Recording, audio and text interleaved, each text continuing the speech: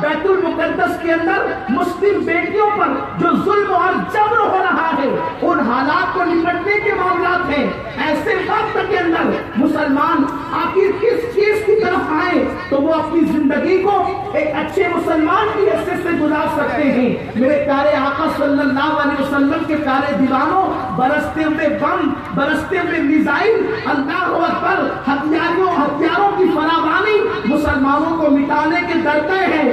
ایسے وقت میں مسلمانوں کو کرنا کیا ہے؟ کوئی سہارا نہیں، کوئی بچاؤ نہیں، ان مسلمانوں کا حال یہ ہے، کوئی پشت پناہ نہیں، کوئی بظاہر مددگار نہیں۔ ایسے وقت میں مسلمان اگر بچ سکتا ہے تو صرف اپنے عقیدے کی بنیاد پہ بچ سکتا ہے، ایمان کی طاقت کی بنیاد پہ بچ سکتا ہے، ایمان کی قوت کی بنیاد پہ بچ سکتا ہے۔ اس لیے کہ اللہ اکبر، جب ہتھیاروں کی طاقت جواب دے جاتی ہے اس وقت ایمان کی طاقت کام آتی ہے، اس وقت عقیدہ رہنمائی کرتا ہے۔ میرے آقا علیہ السلام کے پیارے دیوانوں، قوم مسلم کو تحفظ دینے کے لیے عقیدہ اہل سنت کو تحفظ دینا بے پناہ ضروری ہے۔ آخر وہ کون سا عقیدہ اہل سنت ہے جس کے تحفظ کے لیے صدیق اکبر نے جنگ لڑی تھی؟ آخر وہ کون سا عقیدہ اہل سنت ہے جس کے لیے کربلا میں امام حسین تشریف لائے تھے؟ آخر وہ کون سا عقیدہ اہل سنت ہے جس کے لیے کبھی فضل خیر آبادی اٹھتے ہیں، کبھی مجدد الفسانی اٹھتے ہیں، کبھی شاہ ولی اللہ اٹھتے ہیں، کبھی شاہ عبد العزیز اٹھتے ہیں، کبھی میر عبد الواحد بالگرامی اٹھتے ہیں، کبھی تاج الفول عبد القادر بدائچونی اٹھتے ہیں؟ آخر وہ کون سا عقیدہ ہے جس کے لیے امام اہل سنت امام احمد رضا خان محدث بریلوی اٹھتے ہیں؟ تو میں نے قرآن مقدس کی جس آیہ کریمہ کی تلاوت کی ہے، ان آیات کے اندر اللہ تبارک و تعالیٰ نے گویا کہ اہل سنت کا مکمل عقیدہ بیان فرما دیا ہے۔ میں بہت لمبی گفتگو نہیں کر سکوں گا، بہت مختصر وقت میں پہلے یہ بتانے کی کوشش کروں گا کہ عقیدہ اہل سنت کیا ہے اور اس کا تحفظ کس طریقے سے ہو سکتا ہے۔ میرے پیارے آقا علیہ السلام کے پیارے دیوانوں، اللہ رب العزت قرآن میں ارشاد فرماتا ہے، محمد الرسول اللہ، محمد اللہ کے رسول ہیں، والذین معہ، اور جو ان کے ساتھ والے ہیں۔ اب یہاں پر آیہ کریمہ کے مفہوم پہ آپ غور کریں، قرآن کہتا ہے اور وہ جو ان کے ساتھ والے ہیں، یہاں ساتھ والوں سے مراد اول طبقہ جو ہے وہ میرے رسول کے صحابہ کا طبقہ ہے۔ اولین حصہ، اولین طبقہ، اول صف جو ہے وہ صحابہ کی ہے۔ لیکن چونکہ اللہ رب العزت نے فرمایا والذین معہ، اس سے مراد قیامت تک کے مومنین ہیں۔ اللہ رب العزت نے قیامت تک کے مومنین کو اس میں شمار کیا اور آگے ان کی صفات کو بیان فرمایا، والذین معہ، محمد اللہ کے رسول ہیں اور جو ان کے ساتھ ہیں۔ اب آپ مجھے بتائیں، جو رسول اللہ کے ساتھ ہیں، جن کو خدا رسول اللہ کے ساتھ کہے، دنیا کی کون سی طاقت ہے جو اس کا بالبیگا کر سکتی ہے، جو اس کا نقصان کر سکتی ہے؟ لوگ جب لڑائی پر آتے ہیں تو اپنی پشت پر کسی مضبوط انسان کا سہارا تلاش کرتے ہیں، اور جب کوئی مضبوط پشت پناہی کرتا ہے تو پھر لڑنے والا کہتا ہے اب مجھے کسی کا ڈر نہیں، میری پشت پر بڑی مضبوط طاقت ہے۔ خدا کی عزت کی قسم، قرآن کی آیت ہماری ہمت بڑھا رہی ہے۔ اگر عراق اجڑ گیا تو کیا، اگر شام لٹ گیا تو کیا، اگر یمن میں آگ لگی تو کیا، لوگوں تم محمد الرسول اللہ کے ساتھ ہو جاؤ، اس لیے کہ محمد الرسول اللہ سے طاقتور اللہ نے جہان میں کسی کو پیدا ہی نہیں کیا، اس لیے کہ ان کی طاقت کا اندازہ تو لگاؤ، اشارہ کرتے ہیں تو چاند ٹکڑے ہو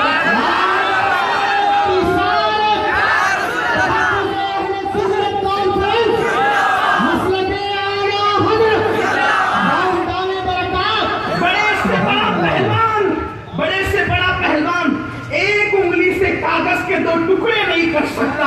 یہ مصطفیٰ جان رحمت کی طاقت ہے کہ اشارہ کرتے ہیں تو چاند ٹکڑے ہو جاتا ہے۔ اور خدا کی قسم صرف ٹکڑے نہیں ہوتا بلکہ جہاں ٹکڑے ہوتا ہے وہیں پر جڑ بھی جاتا ہے۔ اللہ اکبر، جن کے اشارے میں اتنی طاقت ہے، اللہ اکبر، ان کی انگلی میں کتنی طاقت ہوگی، جن کی انگلی کی طاقت کا اندازہ نہیں، ان کے بازوؤں کی قوت کا عالم کیا ہوگا۔ اسی لیے تو میرا امام کہتا ہے جس کو بارے دو عالم کی پرواہ نہیں، ایسے بازو کی قوت پہ لاکھوں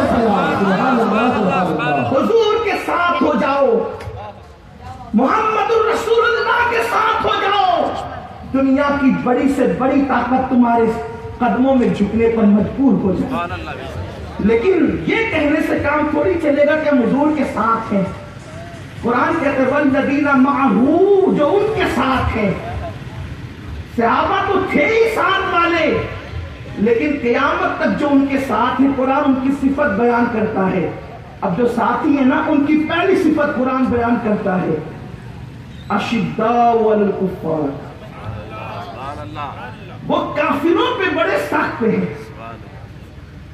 یعنی ایسا وہ نہیں کرتے کہ کافروں میں جائے تو کافروں کا رنگ چڑھ جائے، مومنوں میں آئے تو مومنوں کا رنگ چڑھ جائے.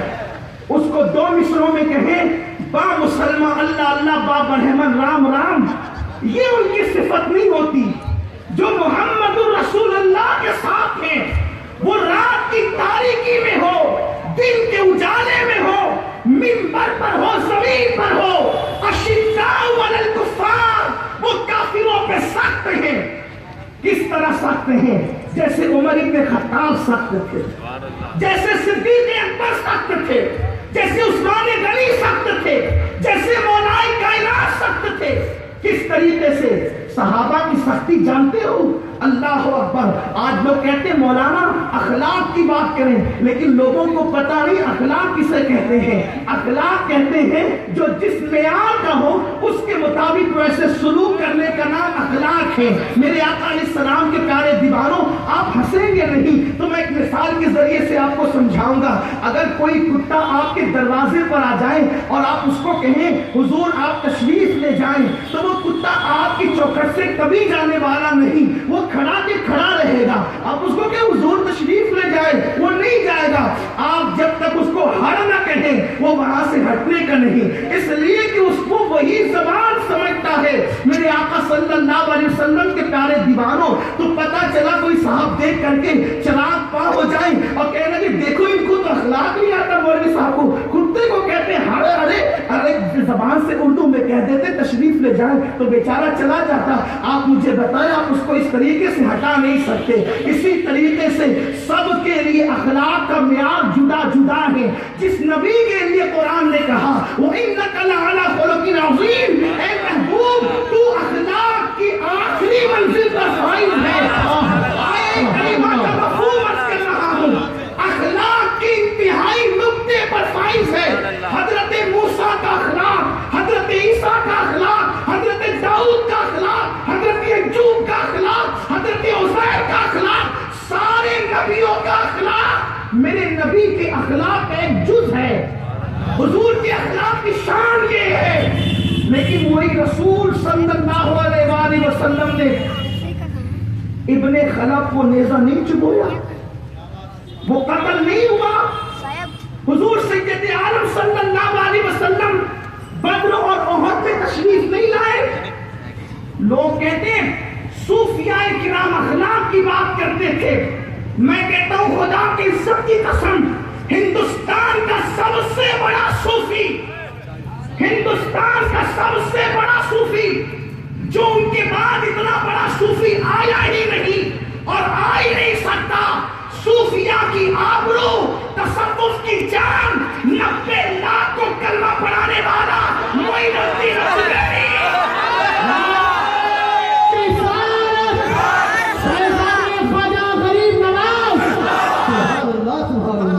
آپ نے اسلامی فوج منگا کر کے یہ نہیں کہا کہ میں نے پرتھوی راج کو زندہ گرفتار کروا دیا.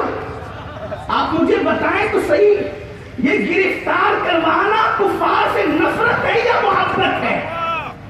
سرکار غریب نواز نے کیا کیا؟ اللہ اکبر. یقیناً جو جس معیار کا ہوگا، آپ اشاروں کی زبان میں میری بات سمجھے، میں جلدی جلدی آگے بڑھنا چاہتا ہوں.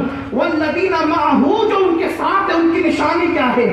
آئیے عرض کروں کہ صحابہ کافروں کے ساتھ کیسی سختی کرتے تھے. ایک مرتبہ جنگ ہے، جنگ، اور کون سی جنگ ہے؟ اللہ اکبر، بدر کی जंग है। जंग बद्र में हजरत सैयदना मुसअब इब्ने उमैर का सगा भाई, ये मुसअब इब्ने उमैर कौन है? मदीने मुनव्वरा के पहले मुबल्लिग, जिनकी दावत पर मदीने मुनव्वरा के बड़े बड़े जो है वो सरदारों ने इस्लाम कबूल किया था, सैयदना मुसअब इब्ने उमैर। यहाँ ये बात भी अपने जवानों को बता दूं कि आज जो अजान हमारे घरों तक पहुंची है, जो कुरान हमारे घरों तक पहुंचा है, जो अल्लाह रब्बुल इज्जत की तालीमात, उसके महबूब के फरामी जो हमारे घर तक पहुंचे हैं, बात के मुबल्लिगीन की जो है वो मेहनतें बात में है। सबसे पहले सहाबा की कोशिशों का नतीजा है। सहाबा को भूल नहीं जाना, सहाबा को फरामोश नहीं कर जाना, इसलिए कि कलमा हमारे घर तक पहुंचने में सहाबा की जाने गई है और किस तरीके से उनकी कुर्बानियां हैं। मुसअब इब्ने उमैर वो हैं, अल्लाह अकबर। इस हालांकि मेरा उन्वान ये नहीं, लेकिन यहाँ भी इशारा करूंगा, अल्लाह अकबर। मुसअब इब्ने उमैर वो हैं जो बड़ी मालदार माँ के बेटे थे और इतना कीमती लिबास पहनते थे कि मक्के में इतना कीमती लिबास कोई नहीं पहनता था, और इतनी कीमती खुशबू इनकी माँ इनको लगाने के लिए देती थी कि जब मुसअब इब्ने उमैर खुशबू लगा करके गलियों से गुजरते थे तो मक्के की औरतें आपस में बातें करती थी कि मुसअब इब्ने उमैर जा रहा होगा, उमैर का बेटा मुसअब जा रहा होगा, इसलिए कि इतनी बेहतरीन खुशबू अगर कोई लगा सकता है तो मक्के में सिर्फ मुसअब इब्ने उमैर लगा सकता है। वो मुसअब इब्ने उमैर जब कलेमा पढ़ के मुसलमान होते हैं, उनकी अम्मी को पता चलता है तो माँ कहती है मुसअब या तो मोहम्मद को छोड़ दे या तो अपनी माँ को छोड़ दे। अल्लाह अकबर। मुसअब इब्ने उमैर कहते हैं मैं माँ को तो छोड़ सकता हूँ लेकिन दामने रिसालत को नहीं छोड़ सकता। इसलिए ईमान क्या है? ईमान नाम यही है, हुजूर अलैहिस्सलाम पे सब कुर्बान कर दे, माँ कुर्बान कर दे, बाप कुर्बान कर दे, भाई की मोहब्बत, बेटों की मोहब्बत, माल की मोहब्बत, सब कुछ उस पे कुर्बान कर दे। अल्लाह अकबर। कहा माँ मैं दामने मोहम्मद नहीं छोड़ सकता। अल्लाह अकबर। इतना सुनने के बाद माँ कहती है मुसअब अगर तू दामने मोहम्मद नहीं छोड़ सकता, अंजाम पता है? मुसअब इब्ने उमैर ने कहा क्या अंजाम है माँ? तो कहती है ये कीमती कपड़े ले लिए जाएंगे, अच्छा सा घर छीन लिया जाएगा, अब खुशबू नसीब नहीं होगी और तुझसे सब कुछ छीन लूंगी, सारी राहतें, सारा आराम, सारा ऐश, सारी इशरतें खत्म हो जाएगी। तो कहते हैं माँ मुस्तफा जाने रहमत के कदमों पे सब कुर्बान है, राहत की जिंदगी उनको छोड़ करके कबूल नहीं है, तकलीफ की जिंदगी उनकी मोहब्बत में गवारा है, इसलिए कि इश्क मुस्तफा का मजा क्या है ये वही जानता है जो उस लज्जत को चख लिया करता है। माँ ने कपड़े छीन लिए, घर से बाहर निकाल दिया, मुसअब इब्ने उमैर टाट लपेट करके हुजूर की बारगाह में आए। सरकार ने फरमाया अपने सहाबा से पहचाना ये कौन है? सहाबा की आंखों में आंसू थे, या रसूल अल्लाह ये वही है जिस वो जो मक्के में बड़े कीमती कपड़े पहना करते थे, मुसअब इब्ने उमैर है। आपसे पूछना चाहता हूँ माँ की बात को रद्द किया है और उसके बाद टाट के कपड़े पहने हैं, और एक वक्त वो भी आया है जब ओहद के मैदान में हजरत सैयदना मुसअब इब्ने उमैर शहीद हो गए हैं, तो अल्लाह अकबर मेरे रसूल के पास उस वक्त बज़ाहिर सहाबा को कफन देने के लिए कपड़ा भी मौजूद न था। सैयदुल शुहदा हजरत अमीर हमजा रज़ी अल्लाह ताला के जिस्म के टुकड़े कर दिए गए, तो आपने अपने जो है वो फूफीजाद भाई से कहा कि जुबैर अपने फूफीजाद भाई से कहा कि याद रखिए आप अपनी अम्मी को जो है कभी भी अपने मामू के लाशे के करीब जाने मत देना। तो उसके बाद अल्लाह अकबर हजरत सफिया के बेटे ने अपनी माँ को रोका, तो माँ कहती है हट जरा मैं अपने भाई को तो देखूं। क्या हुजूर ने मना किया है? अर्ज क्या हुजूर ने इसलिए मना किया है कि मैं देख ना सकूंगी, लेकिन अगर वो अब्दुल मुत्तलिब का बेटा है तो मैं भी तो अब्दुल मुत्तलिब की बेटी हूँ, वो जिक्र करती हूँ कि अपने भाई के जख्मों को इश्क़ मुस्तफा में चूर देख सकूं। और उसके बाद जब भाई का मुस्ला देखा, जिस्म को कटा हुआ देखा, अल्लाह अकबर चेहरे को कटा हुआ देखा, कान कटे हुए देखे, नाक कटी हुई देखी, और जब सीना चिरा हुआ देखा, जानते एक औरत ने हजरत अमीर हमजा का सीना चीर करके कलेजा निकाला, उसको चबाया, उंगलियां काटी, कान काटे, नाक काटी, और उसको पिरो करके अपने गले का हार बनाया। अल्लाह अकबर। लेकिन वो बहन जब भाई का लाशा देखती है तो आंखों में आंसू ला करके कहती है अब्दुल मुत्तलिब के बेटे तूने محمد کے چچا ہونے کا حق ادا کر دیا ہے، اور اس کے بعد اپنے بیٹے سے کہا بیٹے جاؤ، اور جانے کے بعد جو ہے وہ میرے 2 دوپٹے رکھے ہوئے ہیں، وہ 2 دوپٹے لے کر کے آؤ تاکہ تمہارے ماموں کا قد لمبا ہے تو اس کا کفن بنا دیا جائے۔ اللہ اکبر۔ حضرت صفیہ کے صاحبزادے جو ہے وہ گھوڑا دوڑا کر مدینہ منورہ پہنچے، اور اس کے بعد جب وہ 2 دوپٹے لے کر کے آئے تو حضرت صفیہ حضور کی بارگاہ میں آئی اور عرض کرنے لگی یا رسول اللہ میرے ماں باپ آپ پہ قربان، حضور میرے بھائی کے لیے یہ 2 دوپٹے ہیں، اسی کا کفن بنا دیں، مجھے پتا ہے آپ کے پاس جو ہے وہ آپ کے پاس کپڑا نہیں ہے کفن بنانے کے لیے۔ اللہ کے حبیب سے اس کی حضور میں نے اپنے بھائی کے کفن کا انتظام کیا ہے، تو مصطفیٰ کریم رؤوف الرحیم صلی اللہ علیہ وآلہ وسلم نے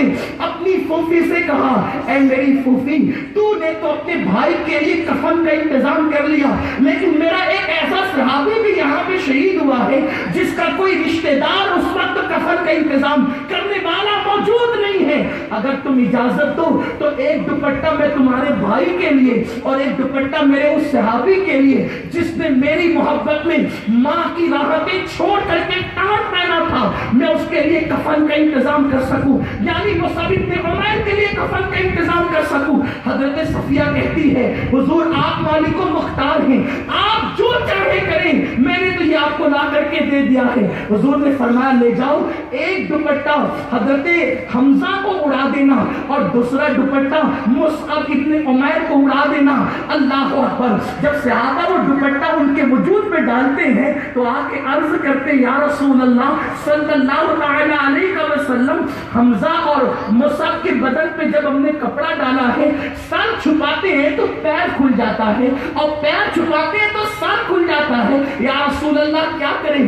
آقا فرماتے ہیں سر پہ کپڑا ڈال دو اور پیروں پہ گھاس ڈال دو۔ میرے آقا صلی اللہ علیہ وسلم کے غلاموں دن میں 2 مرتبہ لباس تبدیل کرنے والوں، اپنے لباس پہ اترانے والوں، دن میں 3 مرتبہ پیٹ بھر کے کھانے والوں، میرے نبی کے صحابہ وہ تھے جن کو بعد شہادت کفن بھی نصیب نہ ہوا، دین کی خاطر انہوں نے اتنی بڑی قربانی دی ہے، لیکن آج کا نوجوان اللہ اکبر اپنی راتوں کو انٹرنیٹ پر بیٹھ کر کے رات کے 3 بجے تک عیاشیوں کے آشیانے تعمیر کر رہا ہے، کانوں میں ہیڈ فون لگا کر کے گانے سن رہا ہے، اپنے بالوں کو ہیرو کی طرح کرکٹر کی طرح تراش رہا ہے۔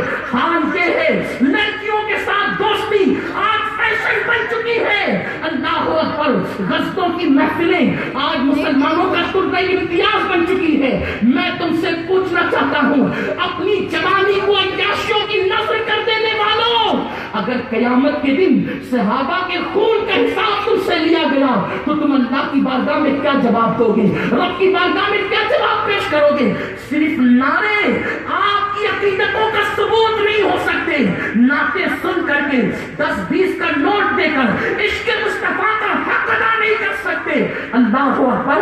جس نماز کو صحابہ نے اتنی محنت سے ہمارے گھر تک پہنچایا تھا، آج مسجدیں ویران ہم نے کی ہے، ہماری مسجدیں ویران ہو گئی ہے۔ اللہ اکبر۔ مسلمانوں کے گھر کا ماحول دیکھو، نہ اسلامی ماحول ہے، اللہ اکبر، نہ گھروں میں اسلامی ماحول، نہ اسکول اور کالجوں میں اسلامی ماحول، نہ محلے میں اسلامی ماحول۔ ایسا لگتا ہے جیسے اس قوم کا کبھی اسلام سے تعلق ہی نہ رہا ہو۔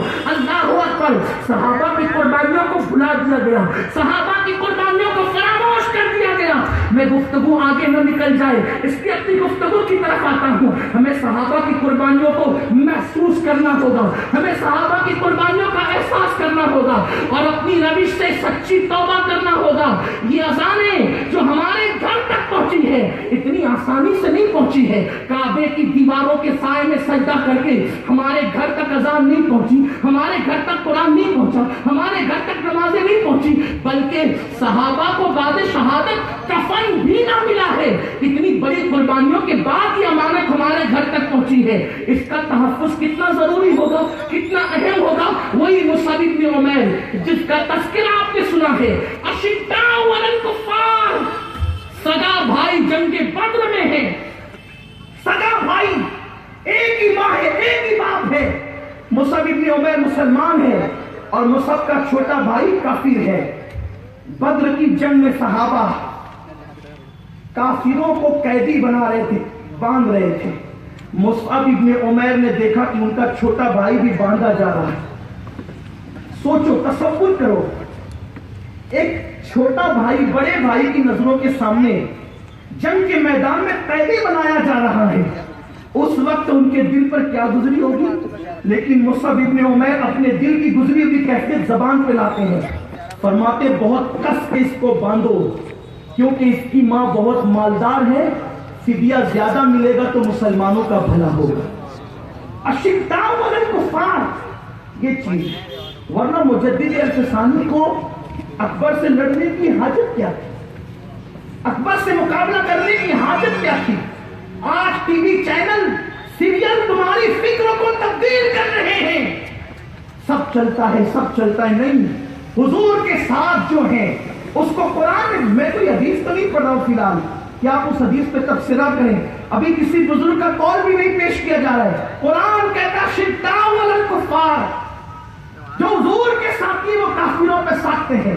लेकिन कुरान फिर आगे बढ़ करके कहते हैं हुजूर के साथियों की तारीफ, काफिरों पे शिद्दत करते करते करते करते इतने मुतशद्दिद न हो गए हो कि अपने और बेगानों में फर्क न कर सके, तो कुरान फौरन जो है वो रुख बदलता है और कहता है शिद्दाउ अलल कुफ़ार, एक लकड़ी से सबको मत हटाना, सबके साथ शिद्दत मत करना। रहमाउ बैनहुम, आपस में वो रहम दिल।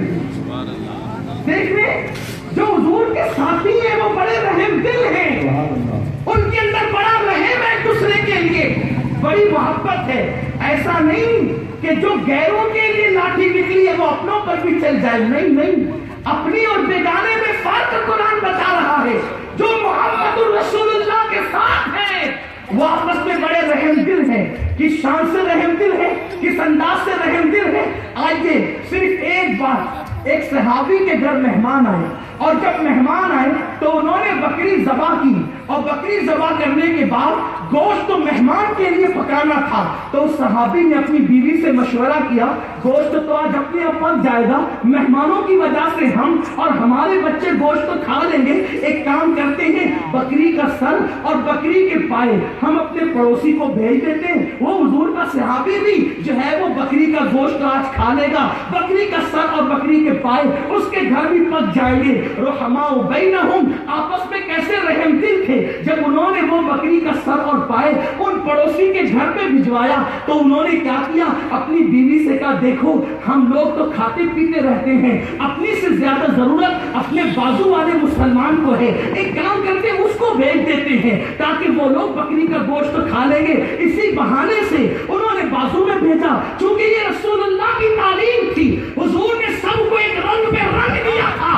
उनके दिलों में लालच न थी, उनके दिलों में कीना न था, उनके दिलों में आपस के लिए अदावतें न थी, उनके लिए नफरतें न थी, उनके लिए बुग़्ज़, उनके दिलों में बुग़्ज़ न था। इसलिए कि रसूलुल्लाह ने फरमाया जिसके दिल में मोमिन के लिए बुग़्ज़ हो उसकी दुआ सर के ऊपर नहीं जाती, उसके सजदे सर के ऊपर नहीं जाते, और खुदा उनके सजदों को मेयार बता रहा है। तो पता चला कुदरत जिस सजदों को मेयार करार दे वो सजदे करने वाले आपस में बुग़्ज़ नहीं रख सकते, अदावत नहीं कर सकते।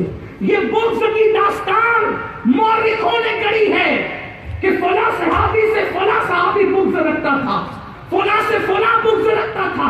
हम मौरिखों की गढ़ी हुई दास्तान पे लानत करते हैं, हम तो उसको मानते हैं। रसूलुल्लाह ने फरमाया, अल्लाह अकबर, बल्कि हुजूर के फरमान से पहले कुरान ने कहा वकुल्लम वअदल्लाहुल हुस्ना, अल्लाह फरमाता है कि सारे सहाबा के साथ उसने खैर का वादा कर लिया है। जब वो वकुल्ला फरमा करके सबको ले रहा है तो हम तारीख पर भरोसा करके किसी को काटने वाले होते कौन नहीं।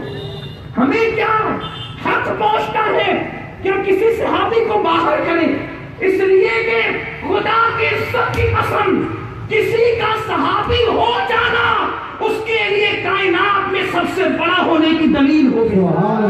क्यों? इसलिए कि वो सहाबी कौन है? जिसको खुदा प्यार से तकता है, खुदा जिसे प्यार से देखता है। मेरा ईमान कहता है खुदा उनको किस प्यार से देखता है, किनको? खुदा उनको, किनको? उनको, किनको? उनको خدا ان کو کس پیار سے دیکھتا ہے جو آنکھیں ہیں محو لقائے محمد. سبحان اللہ. جو رسول اللہ کو دیکھ رہی ہے خدا ان آنکھوں کو بھی پیار سے دیکھتا ہے. میں نے سوچا آخر اللہ ان آنکھوں کو کیوں دیکھتا ہے پیار سے؟ بہت چھوٹی سی فکر ہے، بہت مختصر سا علم، بلکہ کچھ بھی نہیں. تو ایک بات سمجھ میں آئی کہ جب ہم کسی کا چہرہ دیکھیں یا کوئی چیز دیکھیں تو جب تک کہ اس چیز کا عکس اپنی آنکھ کی پتلیوں میں نہ بنے اس وقت تک وہ چیز نظر نہیں آتی. یہی تو بات ہے. آپ کسی بھی چیز کو دیکھیں، تجربہ کر لینا کہ جب تک آپ کی آنکھ کے اندر جو چیز آپ دیکھ رہے ہیں اس کی شکل نہ بنے گی تو اس وقت تک وہ چیز آپ کو دکھے گی نہیں. امام کہتے خدا ان کو کس پیار سے دیکھتا ہے جو آنکھیں ہیں محو لقائے محمد. جو حضور کو دیکھتی ہے خدا ان آنکھوں کو بھی پیار سے دیکھتا ہے. اللہ کیوں دیکھتا ہے؟ اس لیے کہ جب وہ حضور کا چہرہ دیکھتی ہے تو ان کی آنکھ کی پتلیوں میں حضور کے چہرے کا عکس بنتا ہے. تو گویا کہ خدا چہرے محمد تو دیکھ ہی رہا ہے، جن آنکھوں میں عکس بن جائے ان آنکھوں کو بھی وہ پیار سے دیکھتا ہے.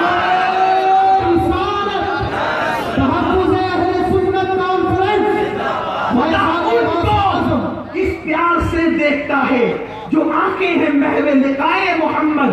تو صحابی کہتے ہیں ہم سے زیادہ ضرورت بازو والے کو ہے. پھر انہوں نے کہا مجھ سے بازو والے کو. اس طرح پورے محلے کے اندر وہ بکری کے سر اور پیر گھومتے ہوئے آئے اور جہاں سے نکلے تھے واپس اسی گھر کے اندر لوٹ گئے. رحماء بینہم کی تصویر یہ ہے. حضور کے ساتھیوں کی شبیہ، حضور کے ساتھیوں کی تصویر قرآن یوں بیان کرتا ہے جو محمد الرسول اللہ کے ساتھ ہیں ان کی شان کیا ہے. ایک بات اور، ایک جنگ کا موقع ہے، ایک زخمی پیاس کی شدت سے تڑپتا ہوا زمین پہ گرتا ہے اور العطش العطش کی صدا لگاتا ہے. جس وقت وہ العطش العطش کہتا ہے اس وقت وہ ایک ننھی سی بچی اس کی پیاس کی شدت کو محسوس کرتے ہوئے مشکیزہ لے کر کے دوڑتی ہے اور اس کے منہ کے قریب کرتی ہے. قریب تھا کہ اس کے منہ میں پانی کے چند قطرے گر جائیں. بازو کا دوسرا مسلمان گر کر کے العطش العطش کہتا ہے. وہ صحابی منہ ہٹا کر کہتے ہیں بیٹی مجھ سے زیادہ پیاس میرے اس بھائی کو لگی ہے، ذرا اس کو تو پہلے پانی پلا دے بعد میں مجھے پلانا. اور جب اس کے قریب پہنچی تو تیسرا مجاہد گرا. اور بھی تفصیل آگے ہے، اللہ اکبر. لیکن جب تیسرے کے پاس پہنچی وہ شہید ہو چکے تھے. دوسرے کے پاس آئی وہ بھی شہید ہو چکے تھے. پہلے کے پاس آئی وہ بھی شہید ہو چکے تھے. میں پوچھنا چاہتا ہوں رحم کا یہ جذبہ مسلمانوں کے دل میں کس نے پیدا کیا تھا؟ مصطفیٰ جان رحمت نے پیدا کیا تھا. اور وہ جانتے تھے حضور کے ساتھ رہنا ہے، آقا کے ساتھ رہنا ہے، حضور کا ساتھی بننا ہے. تو جہاں اشداء علی الکفار ہوگا وہیں پر آپس میں رحم کا جذبہ بھی ہوگا، محبت بھی ہوگی. آج اپنی سچویشن کیا ہے؟ سگے بھائی کا کاروبار اچھا چلے، سگے بھائی کا کاروبار تو دوسرے بھائی کو اچھا نہیں لگتا اور وہ سوچتا ہے کہ کسی طرح سے اس کی دکان ٹھپ پڑ جائے. کسی کی بیٹی کو اچھے رشتے آتے ہیں تو مسلمانوں سے وہ بھی گوارا نہیں ہے. جبکہ میرے آقا فرماتے ہیں تم میں کا کوئی اس وقت تک کامل مومن نہیں ہو سکتا جب تک کہ جو چیز اپنے لیے پسند کرتا ہے وہ اپنے مومن بھائی کے لیے پسند نہ کرے. دنیا جانتی ہے تم خود غرض ہو چکے اس لیے وہ تمہیں مٹانے کے لیے آ گئی. اگر مسلمان سسا پلائی دیوار بنتے تو پھر کیا ہوتا جانتے ہیں؟ حضرت قطب مدینہ مولانا ضیاء الدین مدنی رحمت اللہ علیہ بیان فرماتے ہیں کہ حیدرآباد کا نواب جب مدینہ منورہ پہنچا تو وہاں پہنچ کر کے اس نے یہ پلان کیا کہ غریبوں میں کپڑے تقسیم کرنے ہیں اور سینکڑوں میں ڈریس لے کر کے اس کو غریبوں میں مدینہ منورہ کے مسکینوں میں تقسیم کرنے تھے. قطب مدینہ فرماتے ہیں کہ وہ نواب ایک دکان پر پہنچا، کپڑا پسند کیا، قیمت طے کی اور اس کے بعد کہا کہ اتنے 100 ڈریس نکال کر کے دے دو. دکاندار نے کہا بھائی صاحب بازو کی دکان سے لیں میں آپ کو نہیں دے سکتا. اس نے کہا کہ قیمت طے ہو گئی، کپڑا بھی ہے، کوالٹی بھی ہے، سب رضامندی ہے، پھر آخر آپ ایسا کیوں کر رہے ہیں؟ تو اس نے کہا کہ دراصل بات یہ ہے صبح سے لے کر اب تک میں اتنا کما چکا ہوں کہ بال بچوں میں لے جاؤں گا تو وہ خوش ہو جائیں گے، لیکن صبح سے دیکھ رہا ہوں کہ میرے اس بھائی کا دھندا نہیں ہوا ہے. اور کوئی گاہک اس کی دکان پر پہنچا نہیں ہے تو میں یہ سوچتا ہوں کہ وہ اپنے بچوں کے لیے کیا لے کر کے جائے گا. اس لیے میں چاہتا ہوں کہ میرا تو دھندا ہو گیا, آپ اس سے خریداری کر لے تاکہ وہ جائے تو اس کے بچے مایوس نہ ہو, اس کے بچے بھی خوش ہو جائیں. رحماؤ بینہم, یہ تصور تھا. آج کیا حال ہے؟ آج مسلمانوں کی کیفیت کیا ہے؟ جو خود قرض ہو جاتے ہیں پھر ان کو مٹایا ہی جاتا ہے, پھر ان کو تباہ ہی کیا جاتا ہے. جانتے ہیں آپ, مسلمان رحم سے پہچانا جاتا تھا. جس وقت سقوط گرناطہ ہوا, گرناطہ سے مسلمانوں کی حکومت کا خاتمہ ہوا, رومیوں نے مسلمانوں کو قتل کرنے کا اعلان کر دیا. جو اپنے آپ کو بہت امن پسند کہتے ہیں, بہت امن پسند کہتے ہیں, اور جہاں امن کا کوئی تصور نہیں, بس پروپیگنڈا ہے. امن تو اسلام میں ہے, اور پیغمبر اسلام نے جو امن کا تصور پیش کیا ہے وہ کوئی کیا پیش کر سکتا ہے؟ جانتے ہیں فتح مکہ کے موقع پر جب 10,000 سے زیادہ مسلمانوں کا لشکر چلا تھا, دندناتے ہوئے حضور نکلے تھے تو ایک ابو بکر کے ساتھ, اور جب گئے ہیں تو 10,000 سے زیادہ کا لشکر ہے, اور اس لشکر کو روکنے والا کوئی نہیں ہے. اللہ کے حبیب صلی اللہ علیہ وسلم کو اطلاع دی گئی, یا رسول اللہ رستے میں کتیا ہے جس نے ابھی ابھی بچے دیے ہیں, حضور کیا حکم ہے؟ اللہ کے حبیب نے فرمایا ایک آدمی کو کھڑا کر دو, اور وہ وہاں کتیا کے بچوں کے پاس کھڑا رہے اور لشکر کو تنبیہ کرتا رہے کہ ذرا دور سے چلو, کہیں بے خیالی میں یہ کتیا کے بچوں کو کچل نہ دے. حضور کا ایک صحابی وہاں پر کھڑا رہا اور پورا 10,000 کا لشکر گزرنے تک, آپ اندازہ کر سکتے ہیں 10,000 کا لشکر گزرنے میں کتنا وقت لگا ہوگا. مگر میرے رسول نے کتیا کے جو بچے ابھی ابھی جن کو کتیا نے جنم دیا ہے, اپنا لشکر اس کو کچل دے, وہ بھی میرے رسول کو گوارا نہیں. اس کتیا کے بچوں کے تحفظ کے لیے آقا اپنے صحابی کو کھڑا کرتے ہیں. جو رسول کتیا کے بچوں کا اتنا خیال کرتے ہو, وہ رسول اشرف المخلوقات کا کتنا خیال فرماتے ہو. یہ فکر ختم ہوتی جا رہی ہے. اللہ اکبر, مسلمان رحم سے پہچانا گیا.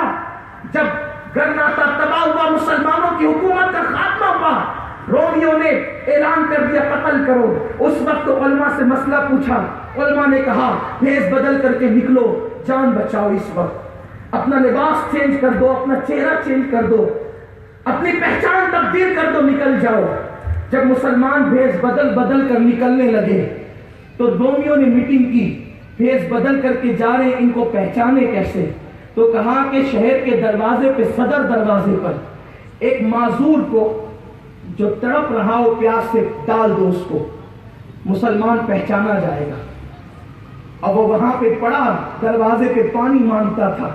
ایک نوجوان جس کے چہرے پہ داڑھی نہ تھی, ایک نوجوان جس نے اسلامی لباس نہیں پہنا تھا, جب وہ پانی مانگتا ہے, یہ جان بچا کے بھاگ رہا ہے اور وہ پانی مانگتا ہے معذور. ایسے میں اس کے پیر آگے بڑھنا چاہتے ہیں, لیکن ایسا لگا کسی نے زنجیر ڈال دی اور وہ رک گیا, پلٹا, پانی لایا, اور جب اس کو پلانے لگا تو چاروں طرف سے پکڑ لیا گیا. جب پکڑ لیا گیا تو اس نے کہا کہ مجھے کیوں پکڑتے ہو؟ تو کہا تم مسلمان ہو. اس نے کہا نہیں, میں مسلمان نہیں, میرا چہرہ تو دیکھو, میرا لباس تو دیکھو. کہا نہیں, تم مسلمان ہو. جب تحقیق کی گئی تو وہ یقیناً مسلمان تھا.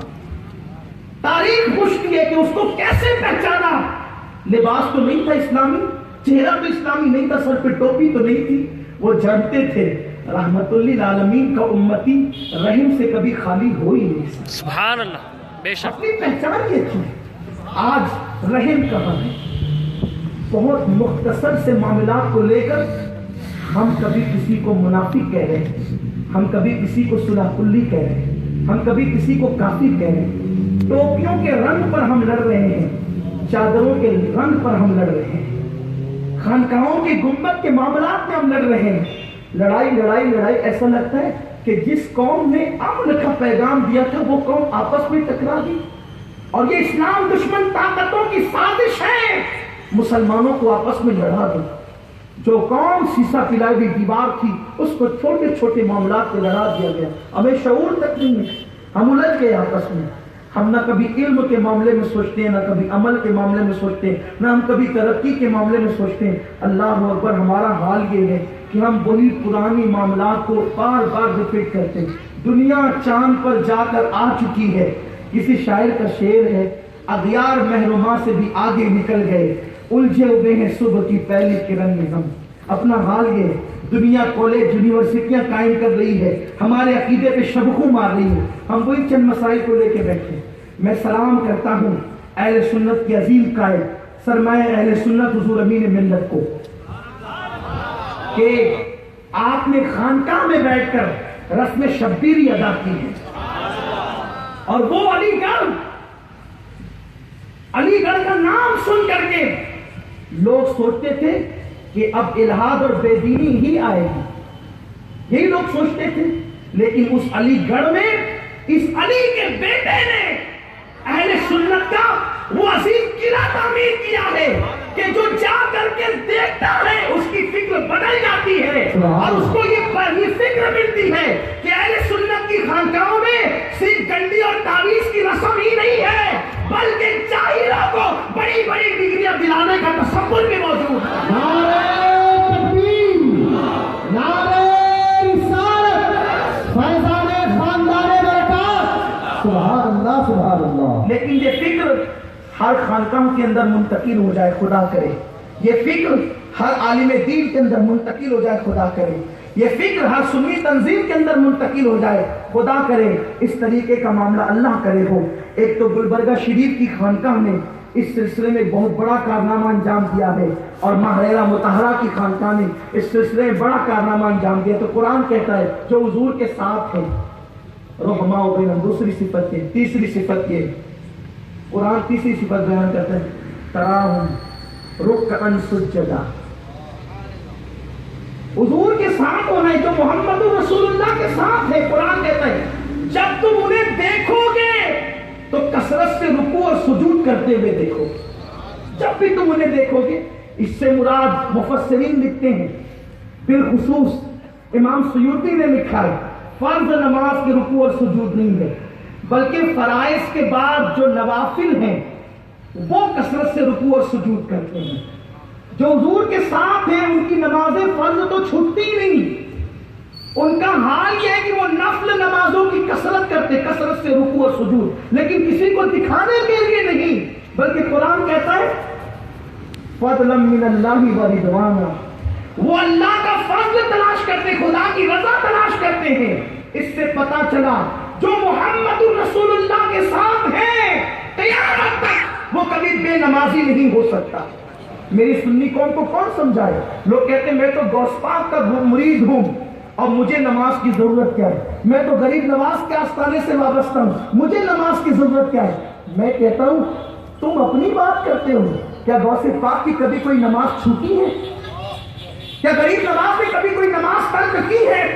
وہ غوث الاعظم دستگیر جس کی ٹھوکروں سے مردے زندہ ہوئے، اس غوث پاک کا روزانہ کا معمول تھا عشاء کا وضو کرتے تو اسی وضو سے آپ فجر کی نماز پڑھتے، عشاء کے وضو سے فجر کی نماز ادا فرماتے، اور ارشاد فرمایا اللہ اکبر، فرماتے ہیں کہ بے نمازی کو مسلمانوں کے قبرستان میں دفن مت کرو۔ امام المتکلمین مولانا نقی علی خان علیہ رحمہ اعلیٰ حضرت کے والد بزرگوار ارشاد فرماتے ہیں کہ بعض شواف علماء کا فتویٰ ہے کہ اگر بے نمازی مر جائے تو اس کی قبر کا نشان قائم نہ رکھا جائے۔ جس طریقے سے اونٹ کی کوہان کی طرح مسلمان کی قبر ڈالی جاتی ہے، فرمایا کہ ایسا نہ کیا جائے، زمین برابر کر دی جائے۔ امام المتکلمین شرافی علماء کا قول نقل کرتے ہیں اس لیے کہ مسلمانوں کو عبرت ہو کہ جو نمازیں ترک کرتے ہیں مسلمان بعد مرنے کے بھی ان کو اس طریقے سے جو ہے وہ عزت نہیں دیا کرتے، اور ان کا ایک انداز ہوتا ہے ذلت کا۔ آپ غور فرمائیں مسلمانوں، اللہ اکبر، اور پھر دل کے کانوں سے سنو، اللہ اللہ، قیامت کے دن، کون سا قیامت کا دن؟ جس دن کوئی کسی کا پرسان حال نہیں، جس دن کے بارے میں حدیث میں آیا، حدیث صحیح میں ہے کہ انبیاء کی زبان پہ نفسی نفسی ہوگا، سوائے ہمارے آقا کے ہر نبی کی زبان پہ نفسی نفسی ہوگا۔ اس دن حضور کے سہارے کے سوا کوئی سہارا ہے؟ کوئی سہارا نہیں. آقا فرماتے شفاعتی لأہل کبائر من امتی، میری شفاعت میری امت کے بڑے گنہگاروں کے لیے ہے. میری قوم خوش ہو جاتی ہے. دیکھو بڑے گنہگاروں میں تو ہم آ گئے نا، لیکن جو لوگ یہ سوچتے ہیں کہ حضور نے فرمایا کہ میری شفاعت میری امت کے بڑے گنہگاروں کے لیے ہے، اسی رسول کا فرمان ہے. آقا فرماتے ہیں جس نے ایک وقت کی نماز جان بوجھ کر چھوڑ دی وہ محمد کے ذمے سے باہر ہو گیا. قیامت کے دن کے لیے اس کے ساتھ میرا کوئی وعدہ نہیں ہے. آپ سے میں پوچھنا چاہتا ہوں مسلمانوں، غور تو کرو، جب سب ٹھکرا دیں گے تو حضور کی چوکھٹ کام آئے گی، حضور کا سہارا کام آئے گا. اللہ نہ کرے اگر آقا کریم صلی اللہ علیہ وسلم بھی اپنے ذمے سے باہر کر دیں تو کس کے دروازے پہ جاؤ گے؟ کہاں جا کر کے بھیک مانگو گے؟ ارے وہ دن ہوگا کہ خلیل اللہ کو بھی رسول اللہ کی حاجت ہوگی کہ ہمیں نہیں ہوگی. اور آقا فرماتے ہیں جس نے ایک وقت کی نماز جان بوجھ کر چھوڑ دی وہ میرے ذمے سے باہر ہو گیا. اللہ اکبر. نرم گدوں پر لیٹ کر ٹی وی ریموٹ ہاتھ میں لے کر کے 3 بجے تک کیا دیکھتے ہو؟ موبائل کے اندر ہاتھ میں لے کر کیا دیکھتے ہو؟ مجھے نہیں پتا کیا دیکھتے ہو، مگر آپ خود جانتے ہو کیا دیکھتے ہو. اور رات کے 3 بجے گناہ کرتے ہوئے جب آنکھ لگتی ہے تو فجر کے وقت سوتے رہتے ہو. مجھے بتاؤ میرے آقا علیہ السلام کے پیارے دیوانوں، کسی مفکر نے، صوفی مفکر نے بڑی پیاری بات کہی تھی کہ جس کو عشق ہوتا ہے اس کو نیند نہیں آتی. مسلمانوں تم نے کیسا عشق رسول کیا ہے کہ فجر میں بھی تمہاری نیند نہیں کھلتی. اللہ کے حبیب فرماتے ہیں جو مجھ سے عشق کا دعویٰ کرے، آقا فرماتے جو مجھ سے عشق کا دعویٰ کرے اور پوری رات سوتا رہے وہ جھوٹا ہے. آقا فرماتے جو مجھ سے عشق کا دعویٰ کرے پوری رات سوتا رہے وہ جھوٹا ہے. جو صبح کو فجر میں بھی نہ اٹھے وہ کتنا بڑا جھوٹا ہوگا. اور کس کی بارگاہ میں جھوٹ بول رہے ہو؟ تو قرآن کہتا ہے جو محمد رسول اللہ کے ساتھ ہے. تیسری صفت یہ ہے 3 کام وہ کرتے ہیں اور چوتھا میرا رب ان پر انعام یہ فرماتا ہے سیماہم فی وجوہہم من اثر السجود. جب وہ کثرت سے سجدے کرتے ہیں تو چہرے ایسے چمکتے ہیں کہ اللہ اکبر، ان کو دیکھو تو خدا یاد آتا ہے. سجدے کے نشان سے اللہ ان کے چہروں کو منور کر دیتا ہے. تو میرے پیارے آقا صلی اللہ علیہ وسلم کے پیارے دیوانوں، یہ حضور کے ساتھ رہنے والوں کی شان ہے. اب جو حضور کا ساتھ ہو گیا، جو حضور کے ساتھ ہو گیا، اب اس سے آپ لڑائی نہیں مول لے سکتے، کیونکہ اب اگر آپ اس سے لڑنے جاؤ گے تو حضور کی جماعت سے باہر کر دیے جاؤ گے. حضور کے ساتھ اولین کون طبقہ ہے؟ صحابہ، بعد میں تابعین، تبع تابعین، اولیاء کاملین، مومنین. تو آئیے ہم سب عہد کریں کہ حضور کے ساتھ میں رہنے والوں کی قرآن نے جو صفت بیان کی ہے وہ صفات ہم اپنے اندر پیدا کریں. ہم یہ صفات پیدا کر لیں گے تو گویا کہ اہل سنت و جماعت پر ہم سختی کے ساتھ کاربند ہو جائیں گے. اور پھر اس کا تحفظ کیسے ہوگا؟ اس کا تحفظ کیسے ہوگا؟ ایک بزرگ فرماتے اللہ نے 2 ہاتھ اس لیے عطا کیے ہیں کہ ایک ہاتھ میں صحابہ کا دامن ہو اور دوسرے ہاتھ میں اہل بیت کا دامن. کیونکہ اہل سنت جو ہے نا وہ ایک اعتدال راستہ ہے. خارجیت اور رافضیت کے درمیان معتدل راستے کا نام اہل سنت ہے. خارجی اہل بیت کے دشمن ہو گئے، رافضی صحابہ کے دشمن ہو گئے، اور اہل سنت صحابہ کو بھی مانتے ہیں اور اہل بیت کو بھی مانتے ہیں. الحمدللہ. تو نہ خارجیت کی طرف جائیے کہ مولا علی کا نام لینے سے چہرے پر جو ہے 3.5 بج جائے، ایسا چہرہ نہ بنائیں. آپ کو بتاؤں، آپ جانتے ہیں حضرت ابو سعید خدری، آج کل اگر کسی مجمع میں نعرہ حیدری لگا دو تو لوگ ٹنکیاں ایک دوسرے کو دیکھنے لگتے ہیں، یہ نعرہ حیدری لگا تو رافضیوں کی محفل میں تو نہیں آ گیا. نعرہ حیدری لگانا رافضیوں کا طریقہ تھوڑی. اہل بیت سے کتنی ہی محبت کرو، اس کا نام رافضیت نہیں ہے. رافضیت صحابہ کی توہین کا نام ہے، صحابہ کے بغض کا نام ہے، صحابہ کی عداوت کا نام ہے رافضیت. ورنہ اہل سنت سے زیادہ اہل بیت سے محبت کون کر سکتا ہے؟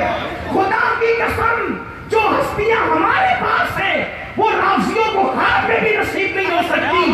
الحمدللہ مولا علی سے لے کر امام مہدی تک کے سادہ ہمارے ساتھ ہیں.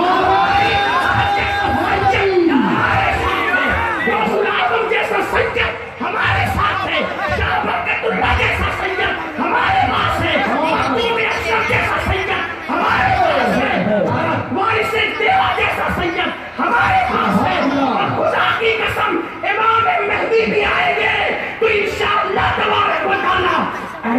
سنت و جماعت میں سبحان اللہ، نعرہ تکبیر، نعرہ رسالت۔ یہ غلط فہمی ہے کہ اہل بیت کی محبت رافضیت ہے۔ اہل بیت کی محبت رافضیت ہو ہی نہیں سکتی، کیونکہ حضور علیہ السلام نے جن کی محبت کو ایمان قرار دیا ہے، پھر وہ رافضیت کیسے ہو سکتی ہے؟ آپ بتاؤ۔ اس لیے بہت غلط فہمیاں لوگ پیدا کرتے ہیں، نعرہ حیدری سے ڈرتے ہیں، ڈراتے ہیں۔ ایک بات آپ کو بتاؤں، صحابہ سے پوچھو، وہ صحابہ اپنے دور میں اہل حق کس کو کہتے تھے؟ حضرت ابو سعید خدری کہتے ہیں، حضرت ابو سعید خدری کہتے ہیں حضور نے پردہ فرمایا تو بڑے منافقین نکل پڑے تھے، اور ہمیں ڈر لگتا تھا کہ راز کی بات کہاں کہیں نہ کہیں۔ اب بتائیں، میں مائک پہ راز کی بات کہنے جا رہا ہوں، حالانکہ ڈر لگتا ہے نا کہ کس کو کہیں کس کو نہ کہیں، اور راز کی بات اسی لیے مائک پہ کہہ رہا ہوں کہ پشت و پناہی پر حضور امین ملت ہے، کوئی ٹینشن نہیں ہے، انشاءاللہ خیر ہی خیر ہے، ٹھیک ہے۔ صحابہ سوچتے تھے کہ راز کی بات کس سے کرے کس سے نہ کرے، کہیں مخبری تو نہیں کر دے گا، پھنسا تو نہیں دے گا۔ تو حضرت ابو سعید خدری سے کسی نے پوچھا، ابو سعید پھر یہ بتاؤ کہ تم اپنے اور بیگانے میں اہل حق اور منافق میں فرق کیسے کرتے تھے؟ تو کہتے تھے جب مخلوط محفل ہوتی نا، اپنے بیگانوں کا مخلوط مجمع ہوتا، ڈاؤٹ فل لوگ بھی ہوتے، تو ہم محفل میں یا علی یا علی یا علی کہتے رہتے، جس کے چہرے پر مسکراہٹ آ جاتی سمجھ جاتے یہ اپنا ہے، اور جس کا چہرہ بگڑ جاتا سمجھ دو کہ یہ اپنا نہیں ہے۔ یہ صحابہ پہچانتے تھے علی علی کہہ کر، تو علی علی کے نام کا نعرہ رافضیت نہیں ہے، لیکن یاد رکھیں خارجیت جو ہے نا، وہ یہ نہیں کہ کوئی صحابہ سے محبت کرے تو خارجی ہو جائے، بلکہ اہل بیت کی دشمنی کا نام خارجیت ہے۔ اور میں ایک بات آپ کو بتا دوں، ہم سنی اہل سنت و جماعت الحمدللہ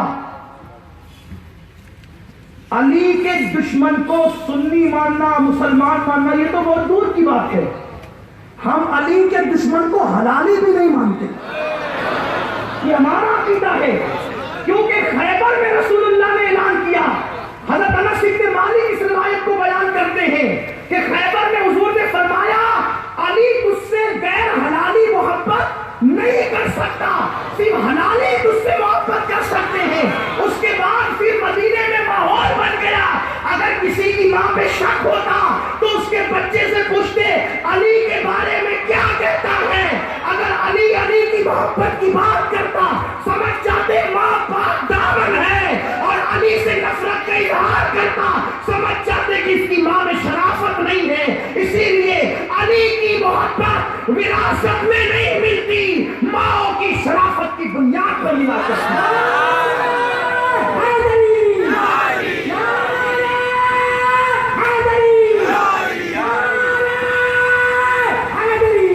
مگر ہاں صحابہ اہل بیت کی محبت کے نام پہ کسی صحابی کو گالی مت دینا۔ آقا فرماتے میرے بعد میرے صحابہ کو گالی مت دو، جس نے میرے بعد میرے صحابی کو برا کہا اللہ کی اور سارے فرشتوں کی اس پہ لعنت ہے، اللہ نہ اس کا فرض قبول کرے گا نہ نفل قبول کرے گا۔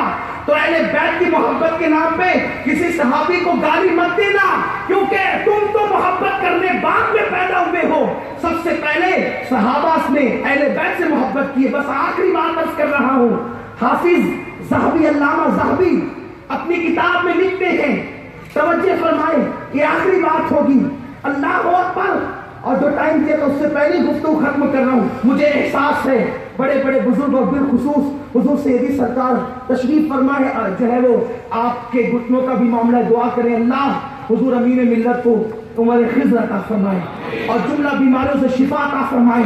لیکن بات سنیں آپ، صحابہ نے جو اہل بیت کی محبت کی کوئی نہیں کر سکتا، اور سب سے پہلے انہوں نے کی ہے ایک بات، یہ ورق پلٹیں گے نا تو بہت سارے نکات نکلیں گے، لیکن صرف ایک بات، حافظ ذہبی لکھتے ہیں کہ ایک مرتبہ ایک شخص کا انتقال ہوا، اس واقعے کا مفہوم عرض کر رہا ہوں۔ ایک شخص کا انتقال ہوا مدینہ منورہ میں، نماز جنازہ پڑھانے کے لیے اس کے میت کے گھر والوں نے کہا کہ اس جنازے کی امامت نبی کا شہزادہ نواز رسول کریں، امام حسین کریں گے۔ امام علی مقام کو مدعو کیا گیا، بلایا گیا، آپ نماز جنازہ پڑھانے کے لیے تشریف لائے، تو آپ نے جنازے کے دور اپنی جوتیاں اپنی نالین اتار دی اور جنازے کے پاس آئے اور آپ نے جنازے کی نماز پڑھائی. جب نماز جنازہ پڑھا کر کے جانے لگے، مدینہ منورہ کی ٹھنڈی ٹھنڈی ہوائیں تھی، مدینہ طیبہ کی سردی تھی، لوگ کمبلوں میں اپنے آپ کو چھپائے ہوئے تھے. لوگوں نے کیا دیکھا کہ امام حسین علی جدہ علیہ السلام جنازے سے اپنی نالین کی طرف بڑھتے ہیں تو ادھر دور سے ایک بوڑھا آدمی جس کا چہرہ کمبل کے اندر چھپا ہوا تھا اور وہ پہچان میں نہیں آ رہا تھا، وہ دوڑتے ہوئے آیا اور اس نے مولا حسین کی جوتیوں کو اٹھایا اور اپنے امامے کے شملے سے، علامہ صحابی کہتے ہیں اپنے امامے کے شملے سے، ہاتھ کے رومال سے نہیں، چادر سے نہیں، سیدوں کی عظمت پہ تقریر کرنا اور بات ہے، لفافوں کے لیے اور ان کی تعظیم کا حق ادا کرنا اور بات ہے، اور بات ہے. اللہ اکبر. حافظ ذہبی کہتے ہیں اس بوڑھے نے، مقدس بوڑھے نے اپنے امامے کے شملے سے مولا حسین کے تلووں کو مٹی کو صاف کیا اور تلووں کی مٹی صاف کر کے جوتیاں نالین برابر کی. مولا حسین نے پہلے اور آگے بڑھے. لوگوں کو تجسس تھا یہ کون مقدس بوڑھا ہے جس کے عشق کا یہ عالم ہے کہ اپنے امامے کے شملے سے یہ حسین کے تلووں کی مٹی صاف کرتا ہے. جب لوگوں نے غور سے اس کا چہرہ دیکھا تو وہ کوئی دیہاتی نہیں تھا، وہ میرے نبی کا صحابی ابو ہریرہ تھے جو حسین کے تلووں کی مٹی امامے کے شملے سے صاف کر رہے تھے.